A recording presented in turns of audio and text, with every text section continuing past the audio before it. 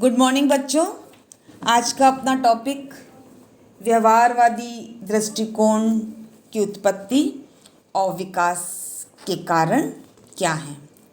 इससे पूर्व अपन ने व्यवहारवाद का सामान्य जो परिचय है उस पर चर्चा करी और यह स्पष्ट किया कि हमारे विषय राजनीति विज्ञान में सिद्धांतों के निर्माण की जो प्रक्रिया है यूनानी चिंतन है। प्लेटो और अरस्तु ने हमारे विषय में सिद्धांतों के निर्माण की प्रक्रिया शुरू करी और इस समय जो हमारे विषय का जो रूप था वो था परंपरावादी राजनीति विज्ञान और यह रूप 1945 तक चलता रहा। इस समय हमारे विषय की जो प्रकृति थी, हमारे विषय की जो मान्यताएं थी, हमारे विषय के अनुसंधान के जो साधन थे वो एक प्रकार के हैं। द्वितीय विश्व युद्ध के पश्चात इस परंपरावादी राजनीति शास्त्र की प्रकृति और जो रिसर्च के साधन थे, जो अनुसंधान के तरीके थे, उसमें एक असंतोष व्यक्त किया गया और इस असंतोष ने एक क्रांति को जन्म दिया। इस क्रांति को व्यवहारवादी क्रांति के नाम से जाना जाता है। इस समय हमारे विषय की जो प्रकृति है, जो मान्यताएं हैं, जो विशेषताएं हैं, जो अध्ययन करने का तरीका है, उसमें बहुत बड़ा बदलाव देखा गया और 1945 से लेकर 1969 तक का जो पीरियड है वो व्यवहारवाद से ओतप्रोत है। यानी हमारा विषय केवल किसकी बात कर रहा है? व्यवहारवाद की। और व्यवहारवाद में क्या है? व्यवहारवाद में तथ्य हैं, व्यवहारवाद में मानवीय अध्ययन है, व्यवहारवाद में अंतर अनुशासनात्मक दृष्टिकोण है, व्यवहारवाद में व्यवहार और अनुभववाद और वैज्ञानिकता का पुट है। इससे पहले जो परंपरावादी राजनीति शास्त्र था वह मूल्यों की बात कर रहा है, वह दार्शनिकता की बात कर रहा है, वह ऐतिहासिकता की बात कर रहा है, तुलनात्मकता की बात कर रहा है और उस समय हमारा विषय बहुत सीमित है, लिमिटेड है। अब हमारे विषय में एक बड़ा बदलाव देखा गया। इस बदलाव ने हमारे विषय के जो पहले वाला रूप था उसको काम में लेने से बिल्कुल मना कर दिया कि हम अपने विषय में अब इन चीज़ों को शामिल नहीं करेंगे। किन चीज़ों को? मूल्यों को। किन चीज़ों को? दार्शनिकता को। किन चीज़ों को? ऐतिहासिकता को। इसलिए हमारे विषय में अब मूल्यों के स्थान पर तथ्य होंगे, हमारे विषय में आदर्श और कल्पना के स्थान पर यथार्थ और व्यवहार और अनुभव होगा, हमारे विषय में दार्शनिक और ऐतिहासिक तुलनात्मक अध्ययन की पद्धति के स्थान पर अंतर अनुशासनात्मक दृष्टिकोण होगा और वैज्ञानिक पद्धति होगी। हमारे विषय में जो अध्ययन की जो इकाई है वो संस्थाएं ना होकर, राज्य और सरकार ना होकर, मानवीय अध्ययन हमारे विषय का केंद्र बिंदु होगा। 1969 तक हमारा विषय व्यवहारवाद का ओतप्रोत है। तो व्यवहारवाद की एक स्पष्ट यदि हम परिभाषा देखें तो परंपरावादी राजनीति विज्ञान की उपलब्धियों के प्रति असंतोष का परिणाम व्यवहारवाद है। हमने उपलब्धि शब्द क्यों लिया? क्योंकि ऐसा नहीं है कि इस समय हमारे विषय में सिद्धांत नहीं बने। हमारे विषय की शुरुआत यहीं से हो रही है, इसलिए बहुत बड़ा अचीवमेंट है, बहुत बड़ी उपलब्धि है। प्लेटो और अरस्तु ने अपने ग्रंथों में रिपब्लिक और पॉलिटिक्स में जो सिद्धांत बनाए वो हमारे विषय की शुरुआत है। इसलिए कहा गया कि परंपरावादी राजनीति विज्ञान की उपलब्धियों के प्रति असंतोष का परिणाम व्यवहारवाद है और 1969 तक हमारा विषय व्यवहारवाद से ओतप्रोत है।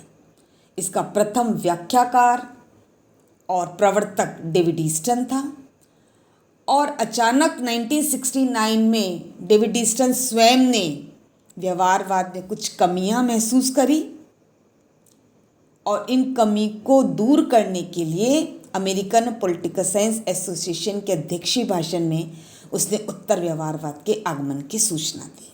तो हमारे विषय के हम समझें तो तीन रूप दिखाई दिए। एक परंपरावादी राजनीति विज्ञान जो प्राचीन यूनानी चिंतन से लेकर 1945 तक है। 1945 के बाद का जो पीरियड है जिसको मॉडर्न पॉलिटिकल थ्योरी, आधुनिक राजनीतिक सिद्धांत के नाम से जानते हैं, उसका पहला रूप व्यवहारवाद है।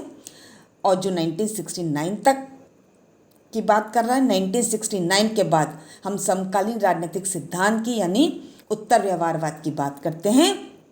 तो इस समय व्यवहारवाद के सुधार के रूप में एक प्रतिक्रिया स्वरूप डेविड ईस्टर ने उत्तर व्यवहारवाद की बात करी। इस प्रकार हमारे यहाँ पर हमारे विषय में परंपरावादी राजनीति विज्ञान, आधुनिक राजनीति विज्ञान और समकालीन राजनीतिक विज्ञान, समकालीन राजनीतिक सिद्धांत के हम इस रूप को देख सकते हैं। अब आज का जो अपना टॉपिक है वो है व्यवहारवाद की उत्पत्ति और विकास के कारण क्या हैं। जहाँ तक व्यवहारवाद की उत्पत्ति के कुछ कारण यदि हम देखें, जिनमें सामाजिक वैज्ञानिकों का कार्य, विशेष रूप से चार्ल्स मेरियम के विचार और उसके प्रयास। दूसरा कारण यूरोपीय समाजशास्त्रियों और वैज्ञानिकों का संयुक्त राज्य में बसना। तीसरा जो कारण है द्वितीय विश्व युद्ध का प्रभाव। नंबर 4 सामाजिक विज्ञान अनुसंधान परिषद के द्वारा किए गए कार्य और अमेरिकी परोपकारी संस्थाएं। ये कुछ प्रमुख कारण हम देख सकते हैं जिन्होंने व्यवहारवाद की उत्पत्ति, व्यवहारवाद के विकास में अपनी महत्वपूर्ण भूमिका निभाई। 1920 में शिकागो विश्वविद्यालय में चार्ल्स मेरियम और उनके विद्यार्थियों द्वारा व्यवहारवाद के आरंभ की बात देखी गई। द्वितीय विश्व युद्ध के पश्चात अमेरिका और अन्य विश्वविद्यालयों में व्यवहारवाद पर कार्य शुरू हुआ और इसकी उत्पत्ति और विकास में कई तत्वों का योगदान रहा, जैसा कि अपन देख चुके हैं।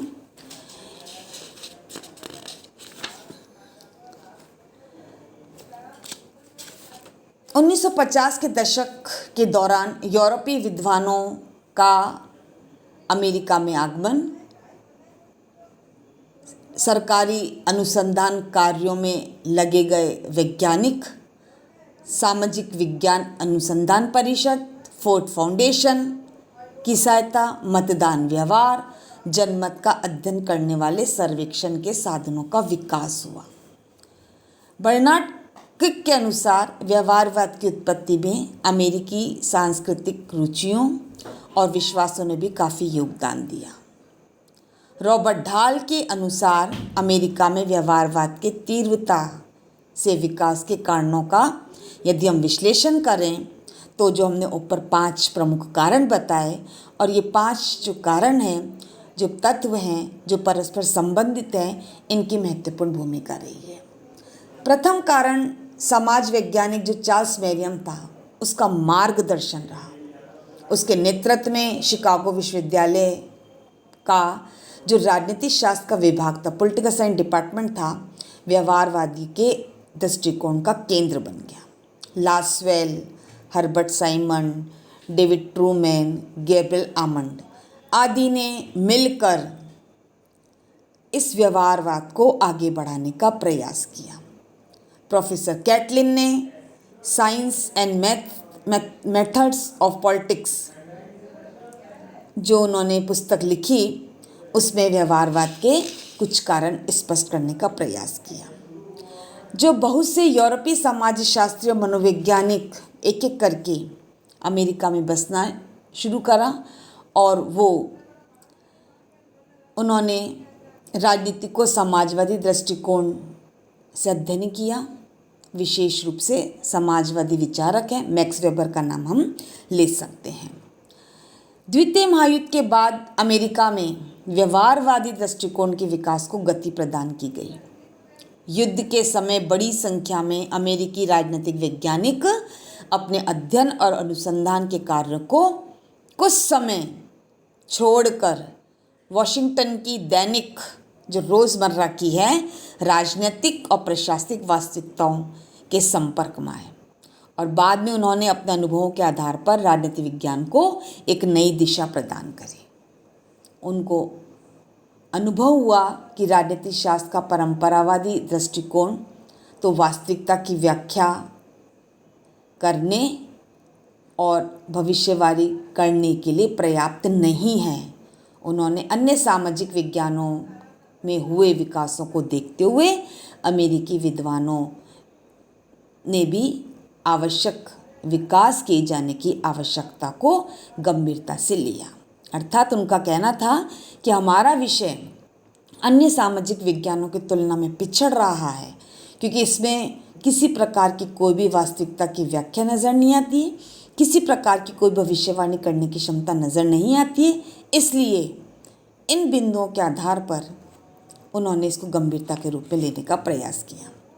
जहाँ तक सामाजिक विज्ञान अनुसंधान परिषद का प्रश्न है, व्यवहारवाद के विकास को इससे प्रेरणा मिली, क्योंकि ये जो सामाजिक विज्ञान अनुसंधान परिषद का अमेरिकी राजनीति शास्त्रियों पर गहरा प्रभाव पड़ा और इन परिषद के सदस्यों के द्वारा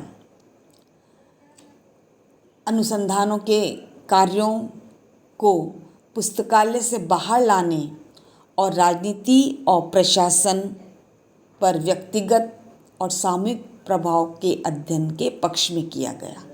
अभी तक हमारा अध्ययन केवल क्या था, लाइब्रेरी तक सीमित था, इसलिए हम सही निष्कर्ष तक पहुंचने में असमर्थ थे।